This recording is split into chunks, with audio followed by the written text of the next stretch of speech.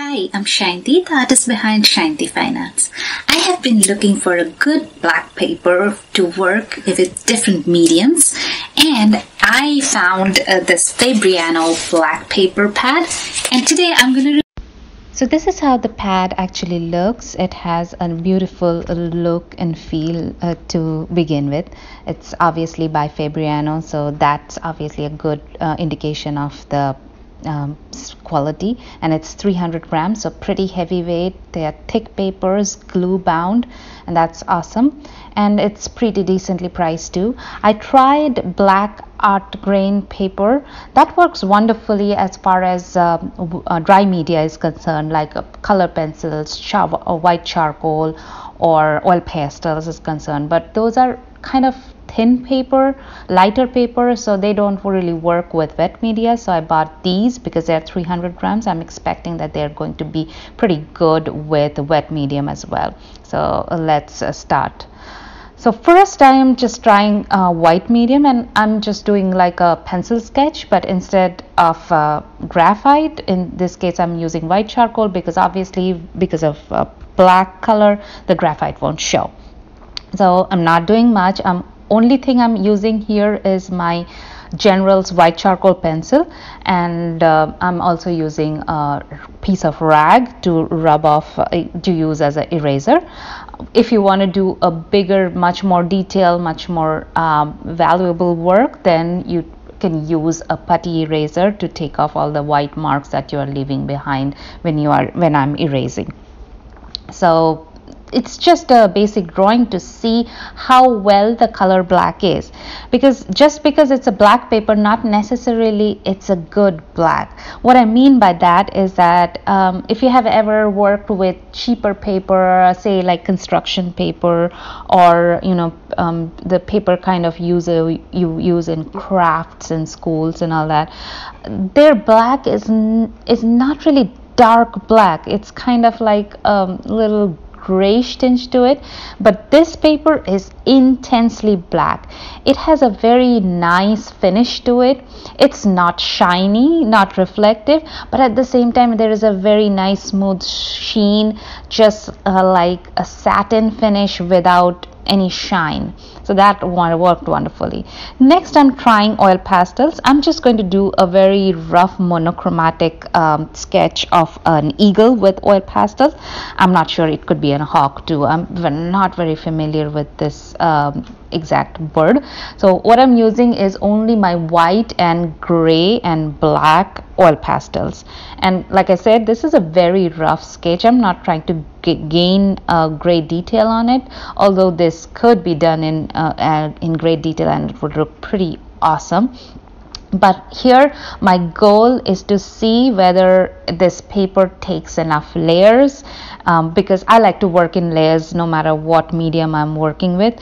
So for oil pastel it has to be able to take in layers, and I'm just trying to see how smooth or how grainy it is, how well it works with oil pastel and all that stuff. So to begin with, it works pretty decently with oil pastel, and like you can see that I'm blending with my fingers, not any other tools, and it's blending pretty nicely. This is a pretty smooth paper, which you typically do not work in case of oil pastels, but this paper works pretty decently, and since it takes a lot of layers, it can slowly build up.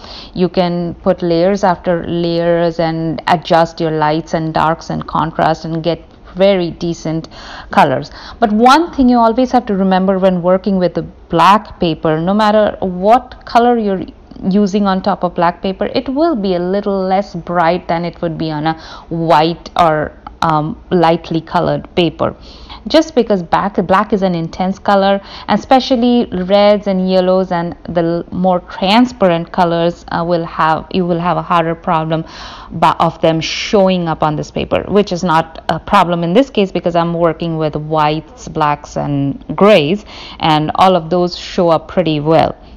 But in case I wanted to use reds and oranges or purples or any blues, any semi-transparent or transparent color, then I'd probably have to put a a more opaque color first and then layer it with transparent colors. And there again, once again, it's very important that paper should be able to take a lot of layers.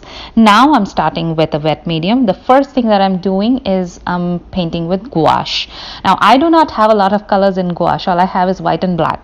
So when I need colors in gouache, what I do is I use a very thick mix of gouache.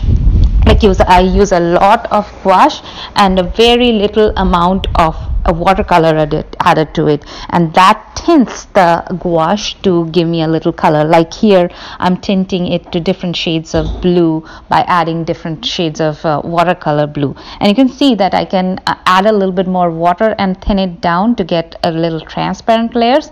And you can see what I was just talking about a little bit ago, that the transparent layers will not show as prominently as opaque layer. Now gouache, white gouache especially, being very opaque, that is showing up very, very nicely.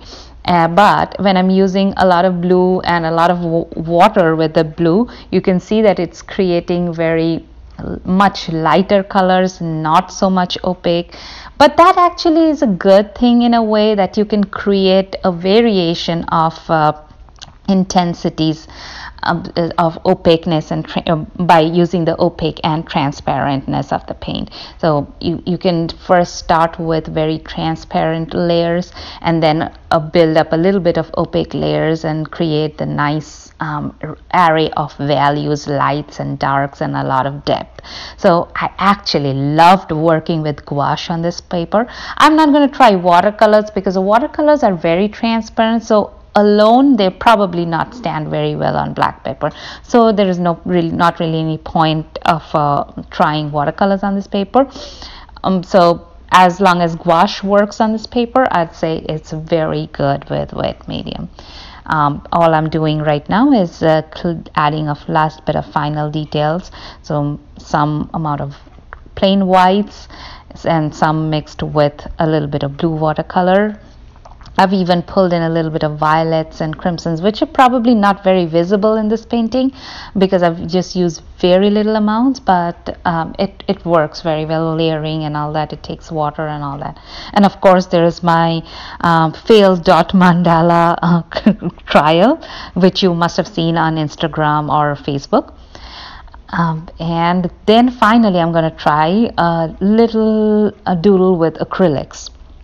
And if this one works out, which it does, and thus I'm confident that this black paper works for all kinds of wet and dry medium.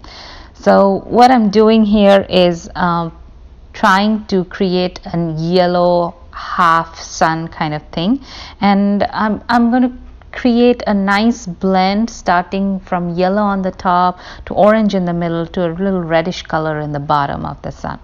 And you can see that initially when I'm putting the first layer of yellow, a lot of black of the paper is showing through, and that is what I was talking about earlier, that with black and with transparent colors you have to be very careful. It will not show up immediately, so you'll have to do a bit of layering, which is fine in this case because this paper being thick and pretty absorbent, it's taking a lot of layers and it's not buckling or anything at all.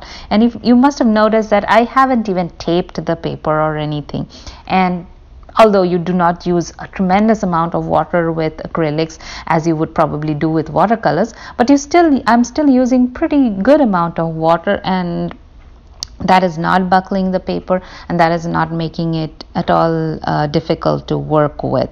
So yes, because it is black paper, if you want transparent colors like crimson and orange and blue or purple to show up, you will have to do a lot of layering. And what I personally suggest is that the first layer, mix the color with a little bit of white, because the opaqueness of titanium white, it shows up a lot better than any other colors, and then you can glaze the color on top of the white mix and get to the color that you actually want to get to. And that works out wonderfully here because it's taking layers. Yes, and like I said, it might not be very important for anybody else, But the way I work, I would love to work in layers no matter what medium I'm working on. Thus, for me, it is very important to have for the paper to be able to take a lot of layers, and it does. So Fabriano Black definitely proved to be a very good investment. And talking about investment, this paper is pretty decently priced. It's not expensive like you would say your pastel mat is. Obviously pastel mat will work probably better, or like, yeah, this quality or even better, but that comes with a price. This is not as pricey, so especially if you're a beginner artist and your aim is more of practice, then this is a very good paper choice for you. Do give it a try, and it's available everywhere. I got it in my local Hobby Lobby. I don't think I've seen it in my local Michael's, but I really haven't looked very hard for it. You will also find it on all online shops, whether it is Amazon or Dick Blick or Jerry's Artarama, whichever you buy your art supplies from. All online supplies will have this, and everywhere it's pretty decently priced, and the papers are wonderful finish, and I have all good things to say about this paper. I do not have any problems at all with this paper. I'm really happy about this few pieces of work, and I intend to use them a lot more in future. Especially I'm glad that even though it had a very smooth texture which works with acrylics and gouache, it also, even though it has a smooth texture, it still works with oil pastel, and that makes it great. So that's all about this particular video. I hope you liked this video and learned whether you want to invest in this particular paper pad. And if you want to know anything else, let me know in the comments. If you liked it, give me a thumbs up, and don't forget to share it, and of course don't forget to subscribe so that you get notifications every time I post a new video. Thank you.